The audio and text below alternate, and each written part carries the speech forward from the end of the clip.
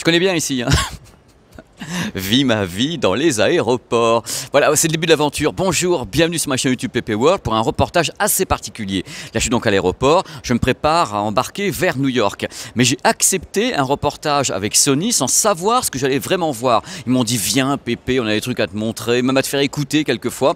Donc, est-ce que c'est le Xperia 5? Est-ce que c'est de l'audio et de la télé? J'en sais rien du tout. Bon, maintenant, ça serait bien que je sache un petit peu ce que je fais ici. Donc, on va partir dans peu de temps à la conférence. Oh là là! Oh là là, mais New York, ça fait toujours du bruit. Hein. On va partir dans peu de temps à la conférence de presse Sony pour savoir exactement ce qu'ils me veulent. En plus, il y aura des DJ qui seront avec nous tout à l'heure, dont notamment Mark Ronson, DJ, producteur, arrangeur, qui sera là pour nous parler certainement de tas de choses super intéressantes ici à New York. Voilà, maintenant je pars à l'hôtel, dans peu de temps on va prendre le taxi et direction la conférence de presse. Hop, thank you. Le premier taxi sera le bon, on s'engouffre. Let's go. Hello New York City. Hop, hop, ça y est, on va s'extraire. On arrive à l'endroit, au lieu dit, c'est le Sony Hall. Et le Sony Hall est juste à côté de Times Square. Allez, on y va. Je vous fais en moonwalk. Ouais, on a 10 secondes pour nous. Vous vivez en direct, hein? Je suis comme ça, moi, comme gars. Bon, là, je sens la foule des grands jours. Donc je suppose que tous ces gens-là vont à la conférence de presse mondiale qui se tient à New York aujourd'hui au Sony Hall, qui est donc ici. Voilà, donc je suis amplement excité. Bon, comme on est des VIP et des VIP en même temps, on va donc rentrer très rapidement, je suis sûr, avec un grand sourire. Et on est juste devant la Paramount. Trop de la chance, quoi. Et pour le moment, voilà, on n'arrive pas à accéder. On sait que c'est là. Ça va commencer. Le client rôde autour de l'endroit, mais on n'a toujours pas accès. Bon, ça y est, on accède. Moi, je prends tous les badges, et puis je dis comme ça, personne d'autre rentre, et comme ça, on aura l'exclusivité. Bon, oh là là, les amis. Quand on voit ça, quand on voit ce qu'il y a derrière moi, on se dit, bah voilà, je sais pourquoi je suis ici. Je m'en doutais, je me suis dit, ça va être l'audio sur 360 degrés, on va avoir la conférence de presse là-dessus, et ça n'a pas raté. Donc c'est le lancement officiel de l'audio 360 degrés chez Sony, qui s'appelle Reality Audio. C'est le Hall of Fame avec tout ce que fait Sony, donc il y a Sony Music qui est derrière, le matos, les artistes Sony. Donc je pense que ça va être très très très fort. Je suis super excité, vous ne pouvez pas savoir, je suis dans un état de vous montrer ça. C'est assez étonnant. Oh là là là là là là là là. Oh la vache. Ah, vous allez voir mes petits loulous. Oh là là, voici la salle, ici le Sony Hall, qui va être le Hall of Fame hein, avec la régie. Donc moi bien sûr je vais aller me balader de tous les côtés, je ne pourrai pas rester assis, je vais mettre mon badge pour ne pas me faire jeter. Je vous fais découvrir la salle avant, pour les annonces. Regardez un peu la beauté de l'endroit. Je vais vous montrer un truc de folie, regardez. Donc il y a des gens de Sony Music qui sont attendus ici, Warner, voilà je les découvre en même temps que vous, Universal, Amazon. Donc le moins qu'on puisse dire, c'est qu'on va avoir du gratin de chez Gratiné, quoi. Ça va être top. Ah voilà, Live Nation, Tidal, il y a des gens de YouTube Music, Google. Ça va être juste le feu, quoi. Ça va être le feu. Voilà, ça va commencer dans quelques instants. On va tout savoir.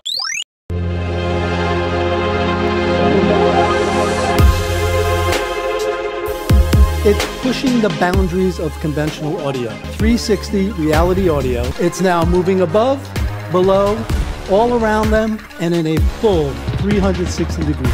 Nous sommes le 15 octobre à New York et c'est donc historique. Sony et ses partenaires viennent de lancer cette chose.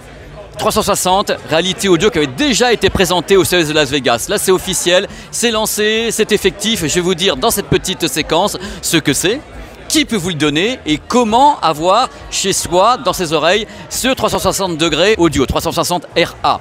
Alors c'est tout simple, l'industrie ici présente, il y avait Warner, Sony, il y avait Universal, s'est dit bon la stéréo c'est sympa, ça fait des années qu'on utilise la stéréo pour avoir comme ça de la musique en hi-fi, il y avait de la quadriphonie avant, ça n'a pas tellement marché, donc là on va essayer de créer un système que tout tout le monde peut utiliser de la façon la plus simple possible pour, entre guillemets, dépasser le cadre de la stéréo et ouvrir un champ sonore absolument dingue. Ils ont créé ceci. Ça permet à n'importe quel ingénieur du son, au moment du mastering, au moment où on fabrique le son, si je puis dire, d'encoder, enfin d'encapsuler jusqu'à 128 objets sonores dans l'espace. Comme le Dolby Atmos. Là, on peut le faire avec de la musique, que ce soit la musique enregistrée récemment ou tout simplement des artistes, même qui sont morts. On prend les bandes de l'époque qui sont enregistrées en 16 pistes, 20 pistes, 24 pistes, 48 pistes, on remixe tout ça et on crée autour de la stéréo un espace sonore gigantesque, sphérique, de la 3D, quoi, audio en quelque sorte. On va pouvoir la retrouver d'une façon très simple. C'est l'idée de base de cette conférence, de dire ok, ça va arriver et en plus c'est simple.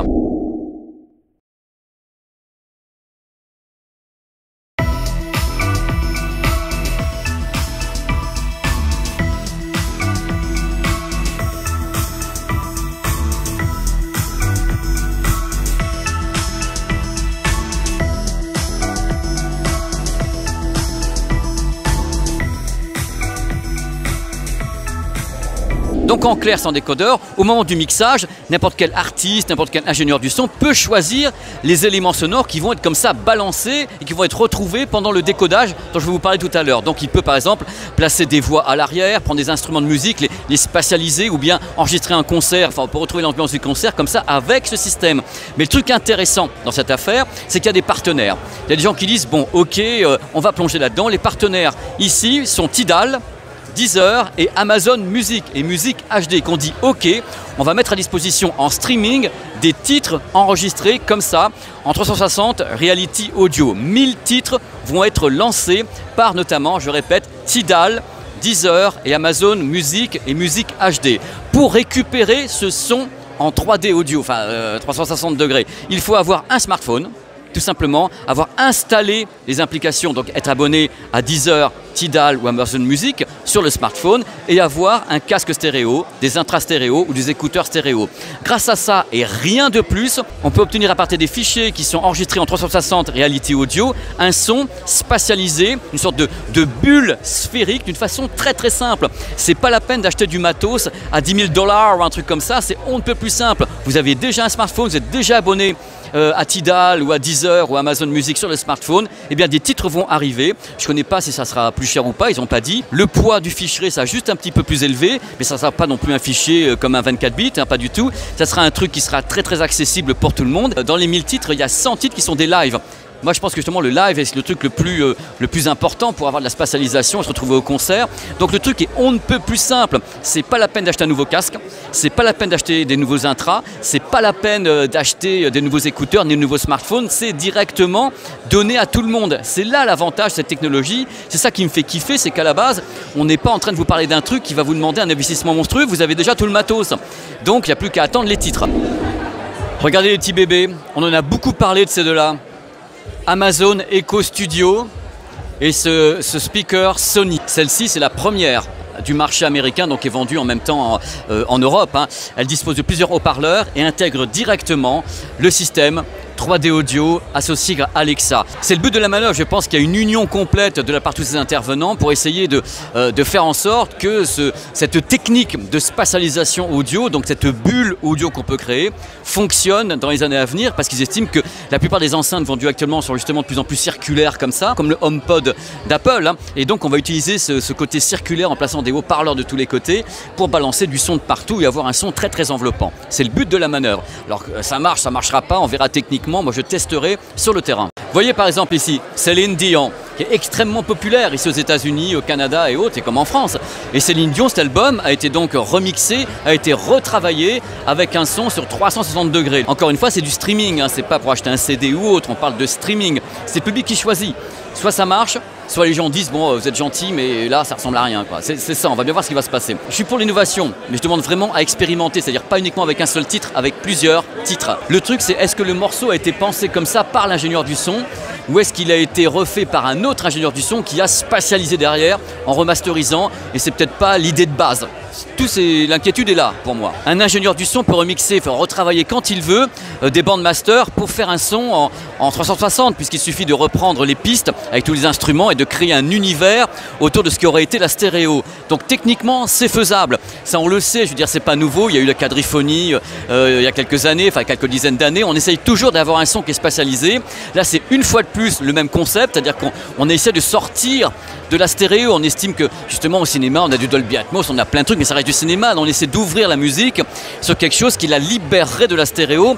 Ça existe déjà d'ailleurs sur les Blu-ray disques, on a des lives sur les Blu-ray disques en 5.1 canaux ou 7.1 canaux, en DTS, en Dolby Atmos. On ouvre de plus en plus l'espace puisque les gens ont envie d'un son de plus en plus spatial. Moi la question que je me pose, est-ce que les gens ont envie d'entendre Marvin Gaye avec un son sur 360 degrés, ou ils se disent en stéréo c'est parfait, ça a été fait comme ça, puisque quand on enregistrait l'album de Marvin Gaye, on n'a pas pensé à une spatialisation sur 360 degrés. On enregistrait le son pour qu'au final on ait de la stéréo avec une belle qualité. Mais si on résume les enfants, le challenge pour l'industrie, c'est réellement de créer des contenus, parce que là pour le moment c'est bien gentil, les mecs sont en train de faire des annonces de tous les côtés, oui alors on est géniaux, on va vous pondre un son de tous les côtés, facile à installer, votre smartphone, un casque, on va balancer les trucs.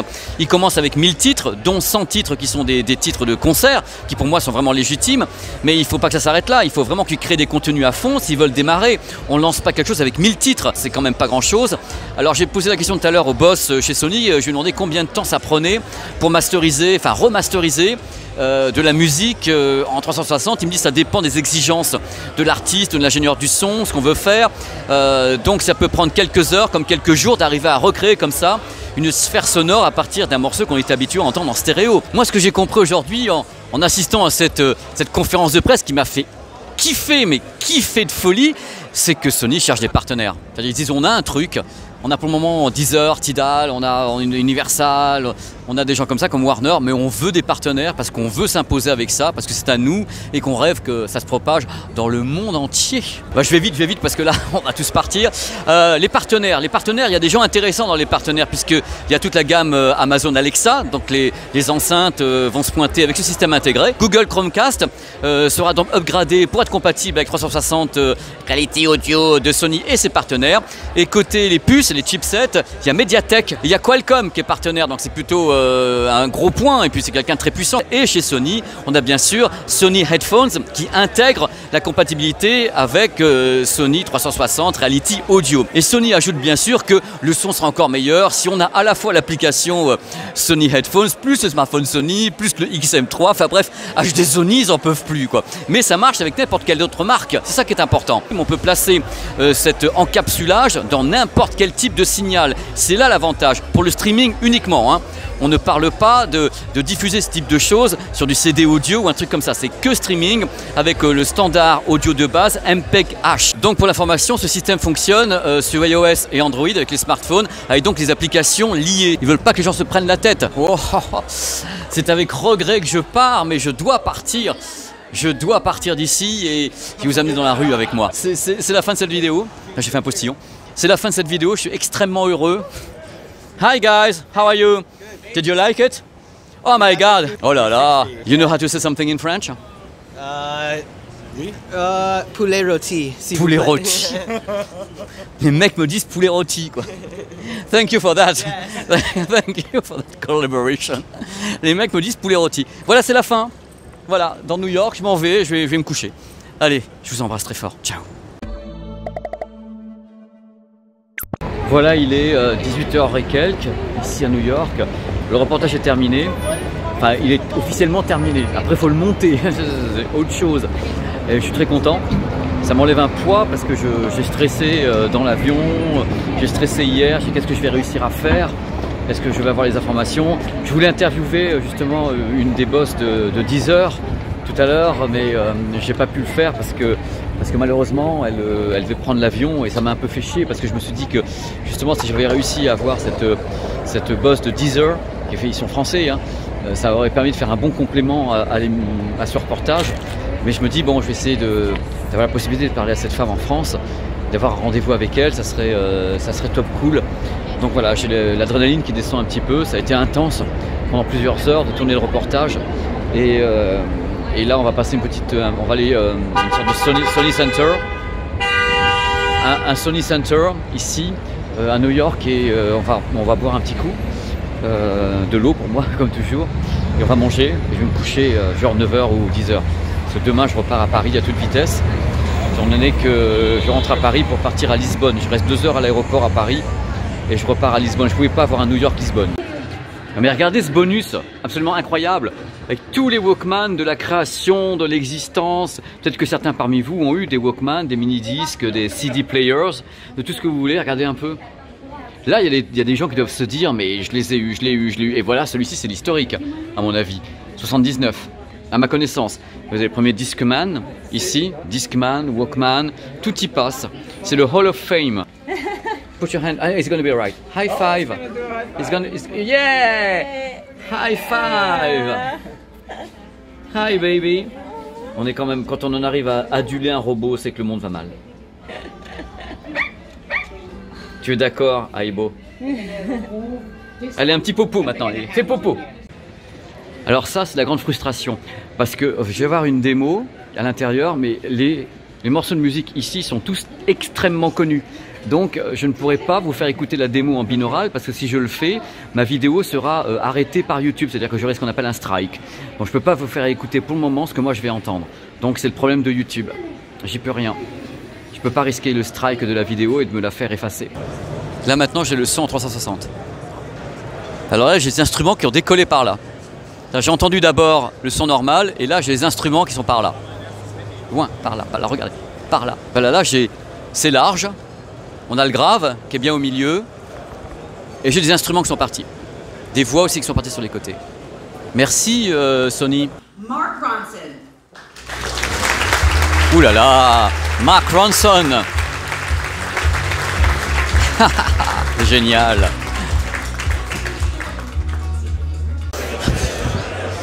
Derrière moi, c'est le Hall of Fame. Il y a plein de pochettes de disques. Alors, dans les titres qui sont... Derrière moi, c'est le Hall of Fame. Et ce qui est intéressant, c'est qu'ils sont en train d'essayer de marier justement la musique en qualité CD et qualité high-res, plus le 360. C'est ce que veut faire Amazon, Tidal et Deezer hi-fi. Donc ça s'annonce passionnant. Là, j'ai pas réussi tout à l'heure à faire l'interview de quelqu'un de Deezer qui était ici, parce que la femme qui s'occupe de Deezer a un avion à prendre. Mais j'ai essayé de dire, voilà, il faut qu'on puisse parler de Deezer, qui est donc français, et l'investissement de Deezer Auto 360. Ils sont dessus à fond. C'est passionnant de vivre ça, parce que bon, on ne sait pas ce qui va se passer. On ne sait pas comment le public va réagir. C'est déjà difficile de faire passer les gens de la qualité MP3 vers autre chose. Si en plus on leur balance ça par-dessus, est-ce que le message va être compris ou pas? Là, ça va être notre rôle à nous d'essayer de faire comprendre les choses du mieux du monde. Donc la passion est là. C'est-à-dire que tout à l'heure, on avait vraiment des gens qui étaient passionnés et qui voulaient vraiment que ça fonctionne, parce que je pense bien sûr qu'il y a de l'argent derrière.